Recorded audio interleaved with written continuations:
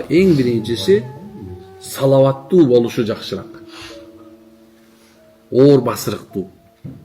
Дайыма дайыны жок тамашалашу менен алектенип кетпеш керек. Мындай кичине чамча орусча айтканда серьезный вид карап туруш керек. Ар бир адам менен өзүнүн акысын берип сүйлөшүш керек. Улуунун жанында улуудай туруш керек. Кичүүнүн жанында кичүүдөй туруш керек. Анан тең тушунун жанында анан сага уруксаат. Тамашалашып, ал билет да сени. Бирок мына улууга көтөрүлүп кетпей, кичүүгө түшүп кетпеш керек. Кыргызда жакшы сөз бар мындай. Атан төбө мас болсо, тайлак менен дос болот дейт. Демек, мындай айтканда акылың мас болуп, байлыкка, акылдуулукка, мансапка, ушул нерсеге мас болуп калганда, сен некен кичинекей бала болгуң келип баштайт экен, жаш болгуң келип баштайт экен. Мен баягы жаш кезде момундай болчумун деп кээ мактана берет го. О, жаш кезимде тимеле каякта элем?